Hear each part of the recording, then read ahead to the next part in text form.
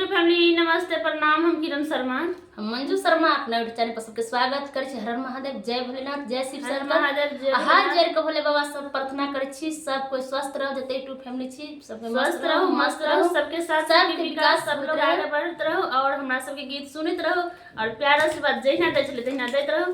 और हम सब जा रहल छी दुनू देवरानी जेठानी मिलकर जितिया व्रत गीत गाबो। बहुत जल्दी जितिया पाबनि आबि गेल छै, तै के लके हम सब जा रहल छी जितिया के गीत गाबा। अहाँ सब जरूर सुनब और कमेंट करके जरूर अहाँ सब केना होय। मिथिलांचल में हमरा सबके बहुत भारी पाबनि कहै छै जितिया पाबनि, बहुत भारी छै। ओना त हमर दाई सब कहैत रहे छलखिन धिया पुता के जितिया पाबनि बड़ भारी, धिया पुता के ठोक सुताबी अपने खाली भरि थारी। लेकिन एहन बात नहीं छै, बहुत प्यारा से लेकिन खाए नहीं जरूर सुना। कोई अपना अपना बउआ बुच्ची के उठाएब 4 बजे भोर में आ दही चूड़ा जरूर खुआएब। 10 कोई मिल के ई पाबनि होय छै, सब कोई कथा सुनै छै।